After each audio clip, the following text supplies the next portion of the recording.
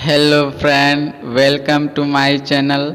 आज आप सीखने वाले हैं कि वृत्तखंड का क्षेत्रफल R square into pi theta बटा 360 degree minus half sine theta कैसे होता है। तो हम यहाँ पर जो है वृत्तखंड का फिगर को भी ड्रॉ कर लिया है। वृत्त के अंदर जो रेड कलर का है वही वृत्तखंड का एरिया है। इसी का सूत्र को प्रूव्ड करना है हमें। तो इसके लिए नीचे के दो सूत्रों को भी प्रूव्ड करना होगा। जो पहला है त्रिज्यखंड का क्षेत्रफल पाई आर स्क्वायर थीटा बटा 360 डिग्री और दूसरा है त्रिभुज का क्षेत्रफल half A B sine theta.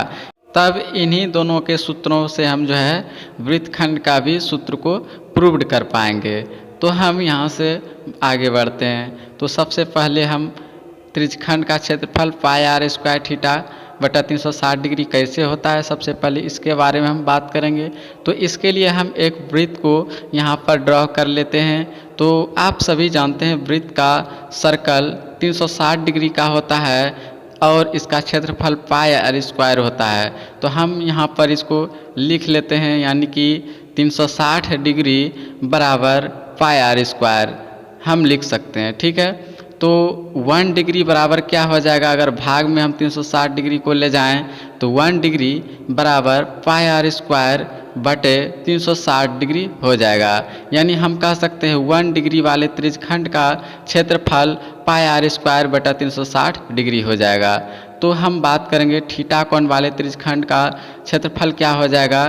Theta कोण वाले यानी थीटा बराबर हो जाएगा पाई आर स्क्वायर बटे 360 डिग्री गुना थीटा। आप इस तरह से समझिए कि एक वस्तु का कीमत 10 रुपया है तो 5 वस्तुओं का कीमत क्या हो जाएगा 10 गुना 5। तो उसी प्रकार से 1 डिग्री का मान था पाई आर स्क्वायर बटा 360 डिग्री, तो थीटा डिग्री का भी मान हो जाएगा पाई आर स्क्वायर बटा 360 डिग्री गुना थीटा। तो हम इस तरह से कह सकते हैं थीटा कोण वाले त्रिज्यखंड का क्षेत्रफल पाई आर स्क्वायर बटा 360 डिग्री गुना थीटा। अब इसको आगे दर्शा लेते हैं। तो इस तरह से त्रिज्यखंड का फिगर आप देख पा रहे होंगे। तो इस प्रकार से हम त्रिज्यखंड का क्षेत्रफल पाई आर स्क्वायर थीटा बटा 360 डिग्री प्रूव्ड कर दिए। तो आप बिल्कुल आसान तरीक़ा से इसको समझ पाए होंगे। तो हम अब आशा करते हैं कि ये चीज़ आपको बिल्कुल समझ में आया होगा, आपके दिमाग में सेटअप हो गया होगा। अब हम आगे बढ़ते हैं। तो हम आगे सिद्ध करेंगे कि त्रिभुज का क्षेत्रफल half A B sine theta कैसे होता है। ठीक है, तो हम इसके लिए एक त्रिभुज का जो है फिगर को ड्रॉ कर लेते हैं। तो यहाँ पर हम ड्रॉ कर लेते हैं। तो यहाँ पर आप देख पा रहे होंगे हम ए बी सी एक त्रिभुज को ले लिए जिसका एक एंगल थीटा दिया हुआ है तथा उसका संगलित भुजा ए बी है तथा हमने ए डी लंब डाला। तो चूँकि हम जानते हैं त्रिभुज का क्षेत्रफल क्या होता है 1/2 आधार गुना ऊंचाई। अगर हम त्रिभुज ए बी सी का क्षेत्रफल ज्ञात करना चाहें तो सबसे पहले हमें ऊंचाई ज्ञात करना होगा। तो इसके लिए हम त्रिभुज ए बी डी में जो है इसका ऊंचाई ज्ञात कर लेते हैं। तो त्रिभुज ए बी डी में हम साइन थीटा बराबर लगाएंगे सूत्र। साइन थीटा बराबर क्या होता है लंब बटा कर्ण यानी h बटा ए।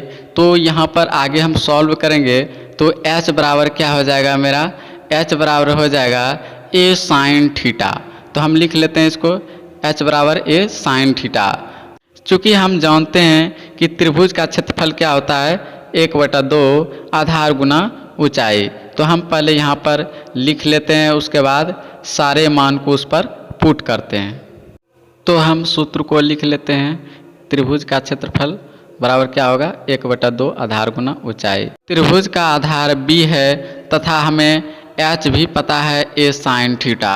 अब हम बारी बारी से दोनों को इस सूत्र पर पुट कर लेते हैं। तो यहाँ पर हम पुट कर लेते हैं लिख करके। तो हाफ और ये आधार क्या हो जाएगा ये b हो जाएगा और ऊंचाई क्या हो जाएगा a साइन थीटा। तो हम इसको इस तरह से लिख लिए। अब हम इसको आगे सॉल्व कर लेते हैं। तो आगे ये क्या हो जाएगा, तो हो जाएगा ये half A B sine theta. तो हम इसको लिख लेते हैं इस तरह से। तो देख पा रहे होंगे इस तरह से हमने त्रिभुज का क्षेत्रफल half A B sine theta proved कर दिया। तो इस प्रकार से आप समझ पाए होंगे कि अगर कोई भी त्रिभुज हो, उसका दो भुजा दिया हो तथा उससे संगलित कोण दिया हो थीटा, तो उसका क्षेत्रफल क्या हो जाएगा, half A B sine theta. तो हम इस पर सवाल आगे बना करके आपको दिखाते हैं। बार बार आपको ए साइन थीटा ऊंचाई निकालने की कोई ज़रूरत नहीं है। अगर कोई त्रिभुज हो, उसका दो भुजा दिया हो तथा उससे संगलित कोण दिया हो, तो आप इस सूत्र को लगा करके डायरेक्ट आंसर प्राप्त कर सकते हैं, यानी half A B sine theta लगा करके। तो हम इसको देखते हैं आगे बना करके 2-3 सवाल ले करके, ठीक है। तो ये रहा पहला सवाल। एक त्रिभुज ए बी सी दिया हुआ है, जिसका एक भुजा जो है 10 सेंटीमीटर, दूसरा भुजा 20 सेंटीमीटर तथा उसे संगलित कोण 30 डिग्री का है। तो हमें यहाँ पर त्रिभुज ए बी सी का क्षेत्रफल ज्ञात करना है। तो इसके लिए हम आगे त्रिभुज का क्षेत्रफल half A B sine theta को सिद्ध कर चुके हैं, तो हम उसको यहाँ पर लिख लेते हैं। तो क्या हो जाएगा, त्रिभुज का क्षेत्रफल यहाँ पर half A B sine theta. तो यहाँ साइन थीटा का मान 30 डिग्री है, तो half A B sine 30 degree हो जाएगा। तो हम इसको नीचे और भुजा को पुट कर लेते हैं। तो क्या हो जाएगा, यहाँ दोनों भुजा है ए बी, तो हाफ और 10 गुना 20 गुना साइन 30 डिग्री का मान क्या हो जाएगा, हाफ। तो इस तरह से हाफ 10 गुना 20 गुना हाफ हो जाएगा। तो यहाँ पर आप समझ पाए होंगे, सबका मान मैंने पुट कर दिया। इसको आगे हल करने पर क्या हो जाएगा, तो ये हो जाएगा 5 गुना 10 बराबर 50 मीटर स्क्वायर आंसर हो जाएगा। तो यहाँ तक आप अच्छी तरीक़ा से समझ पाए होंगे। आप खुद ही कैलकुलेशन करके देखिए। तो हम यहाँ से आगे बढ़ते हैं और दूसरा क्वेश्चन लेते हैं। ये रहा हमारा क्वेश्चन।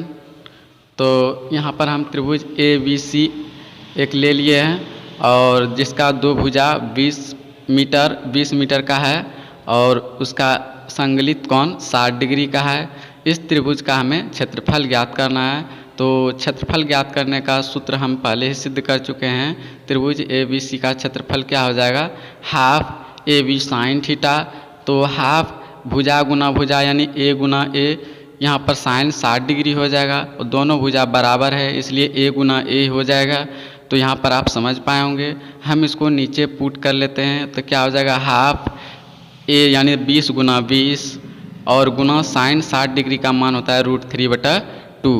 तो हम यहाँ पर इसको लिख लेते हैं, ठीक है। अब इसको जब कैलकुलेशन हम करेंगे तो क्या हो जाएगा, 10 गुना 10, चूँकि 2 से कट जाएगा तो यहाँ 100√3 हो जाएगा, यानी 100√3 मीटर स्क्वायर इसका क्षेत्रफल हो जाएगा।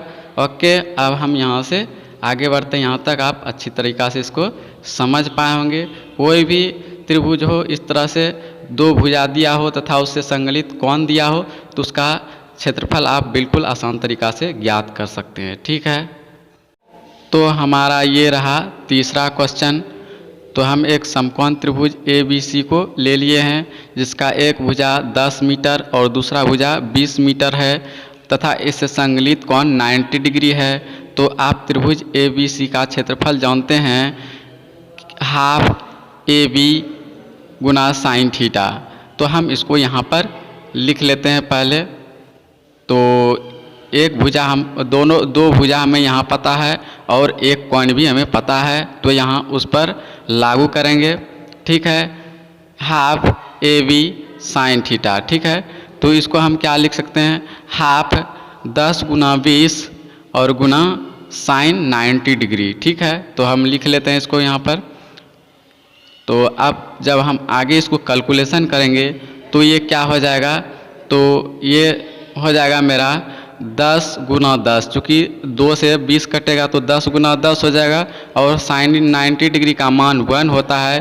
तो 10 गुना 10 गुना 1, तो ये बराबर क्या हो जाएगा, 100 मीटर स्क्वायर इसका क्षेत्रफल हो जाएगा। तो इस प्रकार से इस त्रिभुज का क्षेत्रफल हमने 100 मीटर स्क्वायर आंसर प्राप्त किया। अब इस त्रिभुज का क्षेत्रफल जो है 1/2 आधार गुना ऊंचाई के सूत्र पर भी मान पुट करके देख लेते हैं और देखते हैं दोनों में एरिया समान आता है कि नहीं, हम डाउट क्लियर कर लेते हैं। ठीक है, तो त्रिभुज का क्षेत्रफल क्या होता है 1/2 आधार गुना ऊंचाई। अब हम यहाँ पर मान पुट कर लेते हैं, तो क्या हो जाएगा, आधार 20 मीटर और ऊंचाई 10 मीटर, तो क्या हो जाएगा यहाँ पर हाफ 20 गुना 10 बराबर 100 मीटर स्क्वायर इसका क्षेत्रफल हो जाएगा। तो इस तरह से हम कह सकते हैं कि दोनों सूत्र बराबर है, अतः त्रिभुज का क्षेत्रफल बराबर क्या हो जाएगा, हाफ AB साइन थीटा।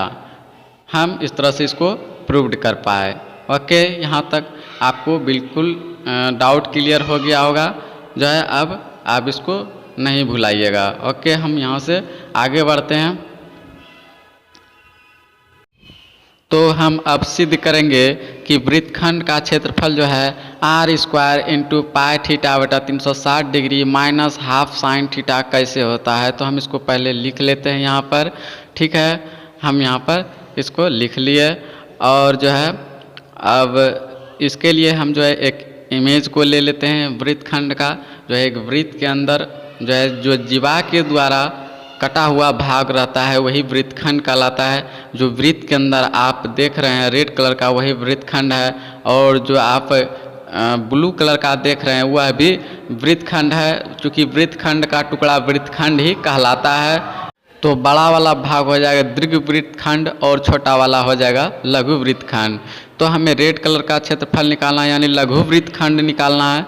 तो इसके लिए हम इसको क्या कर सकते हैं कि केंद्र से दोनों तरफ r को यानी त्रिज्या को इस पर जुड़ा लेते हैं। ठीक है, तो यहाँ पर आप देख पा रहे होंगे एक त्रिभुज प्राप्त हो गया। ठीक है, और हम अगर इसका केंद्र O मान लेते हैं, ठीक है, OAPB ये हमारे पास एक त्रिज्यखंड प्राप्त हो गया है जिसका कोण थीटा है। ठीक है, और एक त्रिभुज भी है OAB जिसका कोण थीटा है और जिसका भुजा RR है। ठीक है, हमें आगे पता है कि जो है त्रिज्यखंड का क्षेत्रफल भी मालूम हो चुका है और त्रिभुज का भी क्षेत्रफल मालूम है।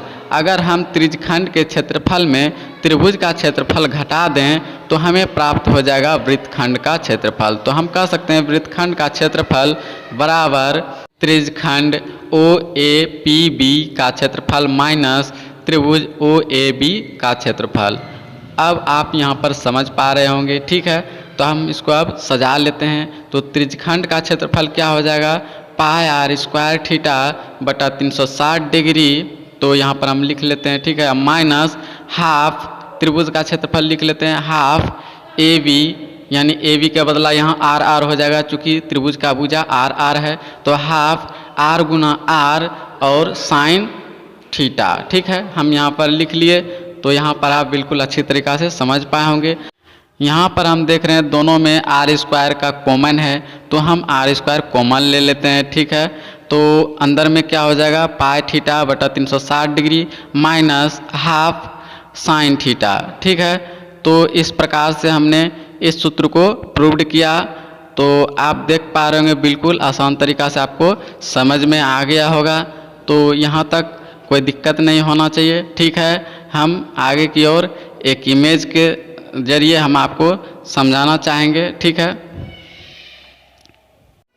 तो ये रहा फिगर। तो त्रिज्यखंड का क्षेत्रफल माइनस त्रिभुज का क्षेत्रफल बराबर वृत्तखंड का क्षेत्रफल, ये मैंने आपको बताया था। इसी का फिगर नीचे और उसका सूत्र को सहित मैंने यहाँ पर एक ही बार में इसको दर्शा दिए हैं। यहाँ पर आप अच्छी तरह से डाउट क्लियर कर सकते हैं।